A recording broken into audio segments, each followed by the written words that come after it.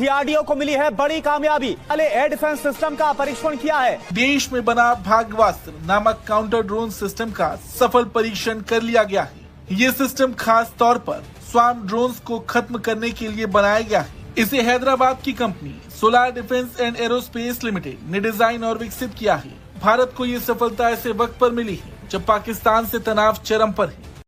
मोदी सरकार का जंगी जुनून सर चढ़कर बोलने लगा। भारत ने एटमी आबदोज लॉन्च कर दी। करते हैं नुमाइंदा खुसूसी मतीन हैदर से। मतीन साहब, क्या अपडेट्स हैं और भारत जिस तरीके से जंगी जुनून का मुजाहरा कर रहा है, खित्ते में ताकत का तवाज़ुन बरकरार रखा जा सकता है ऐसे? भारत के कुछ इस तरह की खबरें भी आ रही हैं कि कुछ आमदोरफ्त भी हुई है भारत में ही, तो ये किस किस्म की हो सकती है? उड़ीसा के सीवर्ड फायरिंग रेंज गोपालपुर में भाग्यवास्त्र नामक काउंटर ड्रोन सिस्टम का परीक्षण किया गया। अजीज दोस्तों, पाकिस्तान की भयानक शिकस्त के बाद पाकिस्तानी जश्न मना रहे हैं। इनसे ज्यादा मूर्ख आपको कोई नहीं मिलेगा। जिस किसी ने भी हिंदुस्तान के वजीर आजम नरेंद्र मोदी का कल का बयान सुना है, उस पर दो तीन चीजें वाजे हो गई होंगी कि बड़ा और मामला खड़ा करने वाले हैं। इसके अलावा नरेंद्र मोदी ने जो कहा उसकी इम्प्लीकेशंस बहुत ज्यादा हैं। काउंटर ड्रोन सिस्टम की खासियत को अगर देखा जाए तो ये सिस्टम 2.5 किलोमीटर तक की दूरी से छोटे ड्रोन को पहचान सकता है और उन्हें मार गिरा सकता है। इसमें 2 स्तर की सुरक्षा प्रणाली है।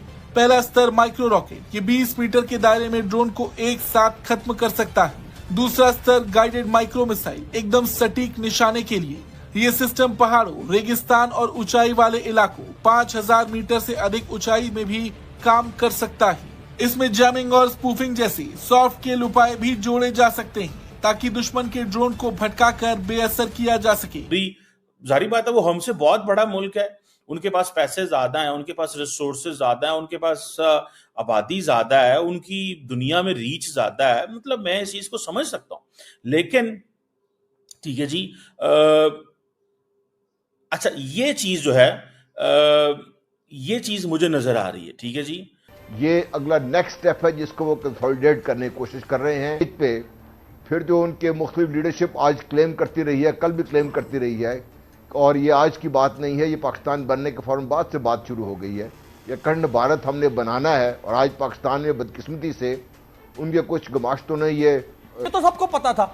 अब अगर हमारी लीडरशिप शॉर्ट विजनरी लीडरशिप है, अगर लॉन्ग विजनरी लीडरशिप नहीं है, तो इसमें इंडिया का कसूर तो नहीं है ना। वो तो जो करना था उसने किया। ठीक है जफर। सो पाकिस्तान के खिलाफ अब ये पूरी ताकत से आएंगे, इस तरह समझ लेनी चाहिए कि पूरी मुसलमान दुनिया के लिए ये बोनस टाइम चल रहा है। अगर आप तैयारी नहीं करेंगे, समझेंगे नहीं, फिर दास्तान भी आपकी नहीं होगी दास्तानों में।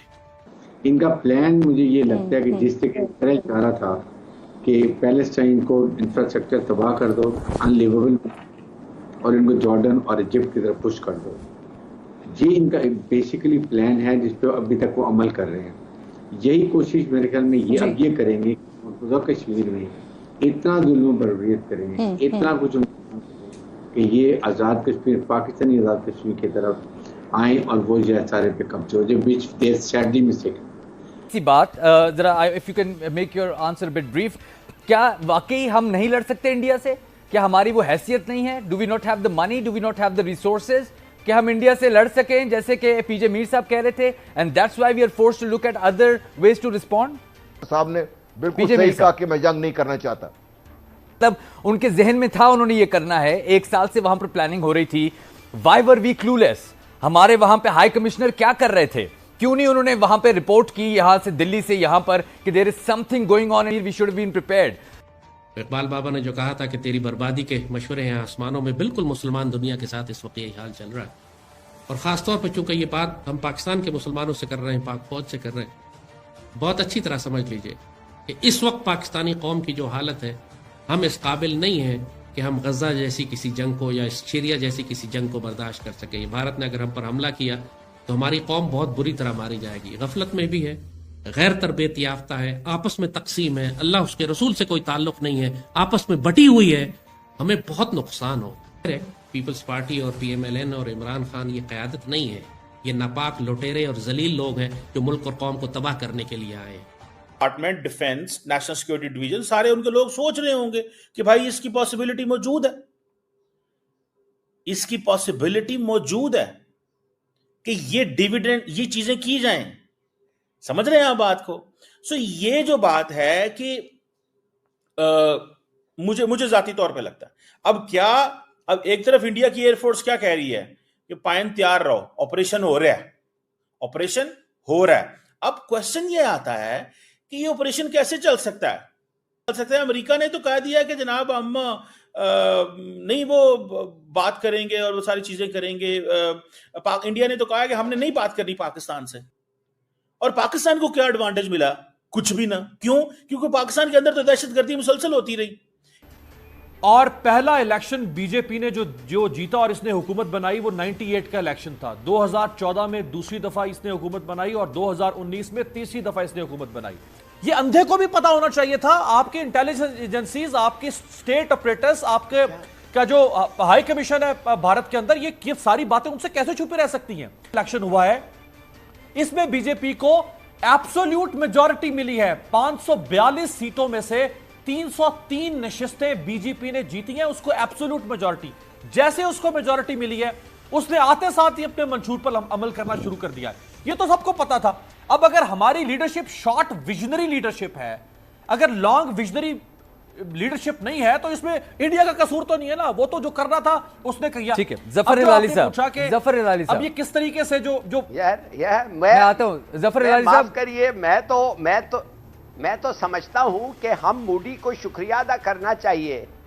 मूडी ने क्या किया है, एक स्टेप लेके इस तक कोई भी कौम अपना सब कुछ कुर्बान कर देने को तैयार नहीं होती। दुनिया को पता नहीं होगा, भारत को पता नहीं होगा, वो आपसे कभी नेगोशिएट नहीं करेंगे।